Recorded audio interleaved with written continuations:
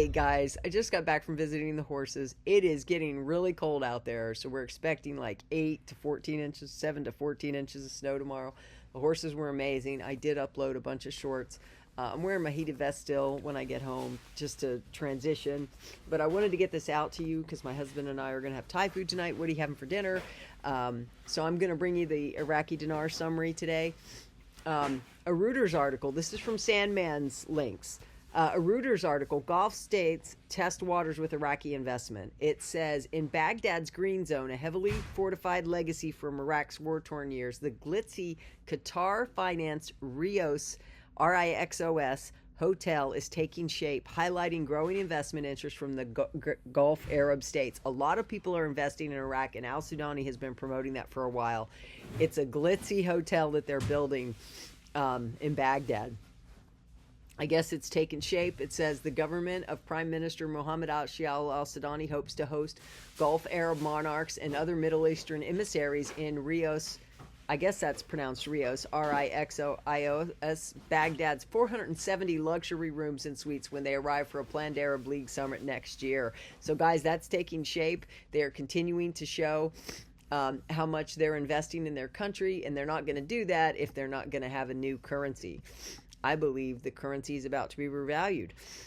I did want to bring that up because I thought it was interesting. What do you think about that?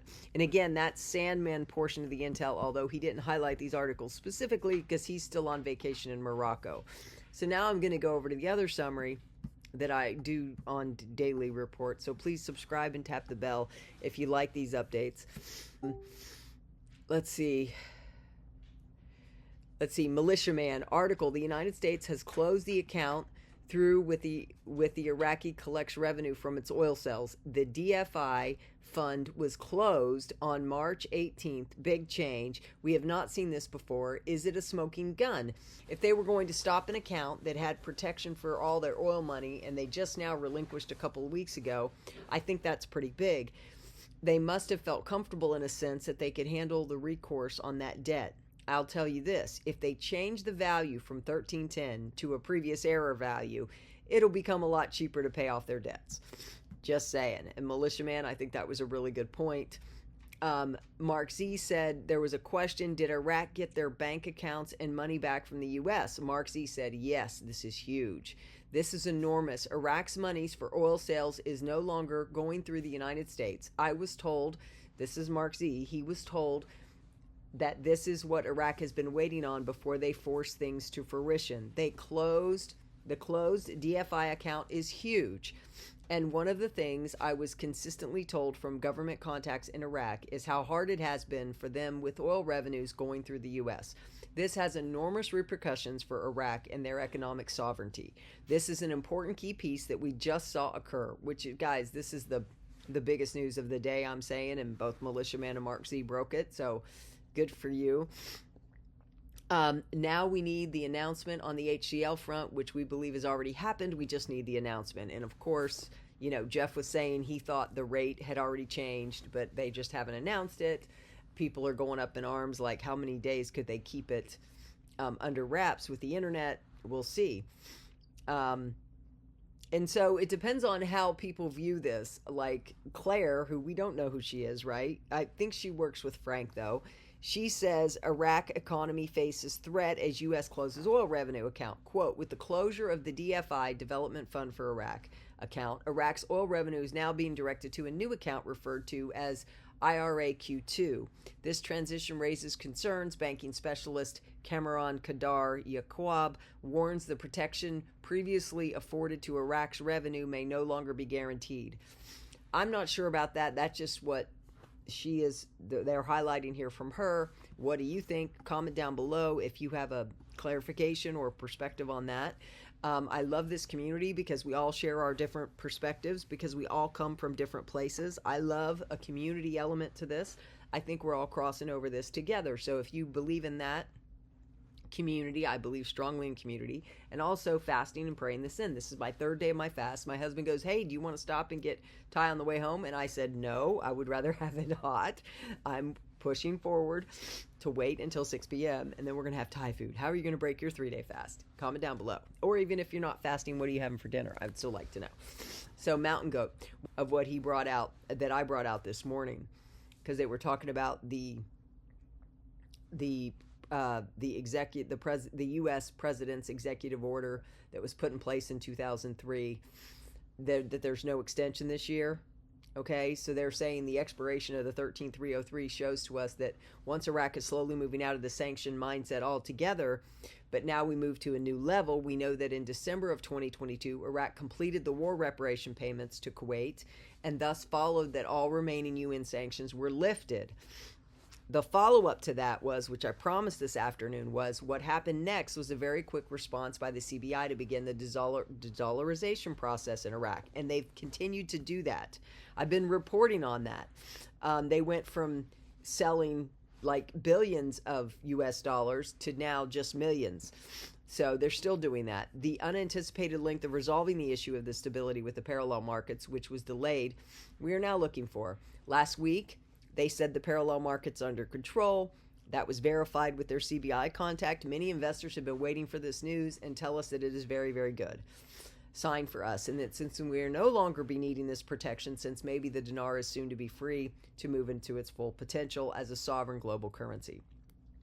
Remember that it is normally renewed on April 1st. And so what is in store for us this month? What do you think? Just saying. He's even said, just saying. Then Frank 26 said the HCL simply waits for the new exchange rate to be released. And everybody thinks that's already been, maybe, possibly, already been released. Oops, was this just updated again? See, sometimes as I'm reading this now, there's so much coming in, guys, that it clicks. So hold on, I got to find my place again. Let's see. Everybody's waiting for this to be released, obviously. Goldilocks Wikipedia Executive Order 13303 was issued on May 22nd, 2003 by the United States President George W. Bush to protect the development fund for Iraq for the rebuilding of Iraq from any legal attachments or liens. This executive order is being lifted, right? It's not being renewed. That's what we said before. There was a question via Mark Z today. Here we go again. It moved. Have they already decided on a rate and date? Mark Z, my contacts in the ministry in Iraq told me they have set the rate, that we are just not privy to that or the date yet. I heard from somebody else that texted me today that Mark Z said that Mr. C is under an NDA now.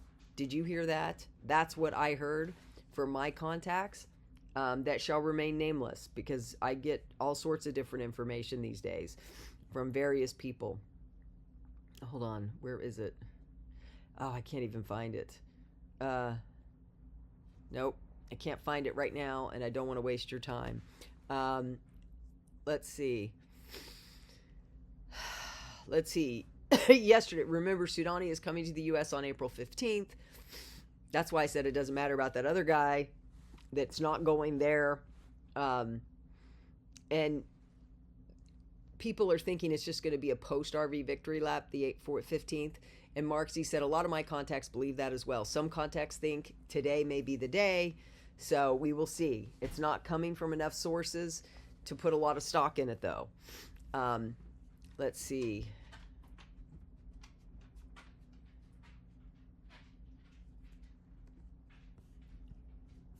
This is from Pimpy. I try to read Pimpy's ahead of time. It says, did we hear this rumor correctly? Did Iraq find a replacement for oil? It's been under their feet the whole time. What do you suppose that would do for their economy, especially if it allows them to get away from relying on so much oil? I don't know. Have you heard that? It could be very, very... Here we go again. It could be very, very exciting. One more country ahead of us in the race for the most renewable fuel. This is the developing one and will replace oil. It looks like Iraq is going to start doing what they can to get away from oil and start producing green hydrogen. Yes, indeedy. Things still looking good for Iraq. Let's hope they stay on the straight and narrow and everything goes their way so we can see the Iraqi people have a prosperous life. I agree with you, Pimpy. Thank you for that update. It was nice. It's nice to see you more positive, so thank you. And militiamen pointed out when Iraq adjusts their exchange rate, all boats rise with the tide. All those boats that own Iraqi dinar are going to rise. The United States is going to be part of that process with the Development Road Project. See how cheap it's going to be to build that country by raising the value because they have a real effective exchange rate. So, guys, this is all good news. Comment down below. Do you like this summary? Guys, this is like, I'm glad you're paying attention to my summaries because I'm giving it to you all in one place. I hope you appreciate it. And this was the latest from Pimpy that was just updated. It says, article, the Minister of Finance and the World Bank are discussing support for the economic and financial reform program. Usually in the past, I would say, yeah, that all sounds good and we'll believe it when we see it. But now when you read this kind of news, it's hard not to get a little excited because al-Sudani is doing a pretty good job considering his own political party is not working with him but against him. So thank you for pointing that out. And guys, remember, the DFI fund was closed. Big change. We haven't seen that before. There's a lot of things that have been first this year. So if you're excited, comment down below. And do remember, the reason why it might be good for you to consider subscribing to my channel, not only do I have a vast financial experience, having been an auditor with Pricewaterhouse, offered the CFO position several times before the age of 32, but in addition to that, ever since Jesus Christ showed up in my Jeep on February 22nd of 2000, I have a prophetic gift. And God told me to tell you all this was done. And not only tell you, but give you his strategies for how you can do this safely. And so you can take the money and run. So if you want that stuff, look at my information down below. And I'll see you on the other side of this. Bye. God bless.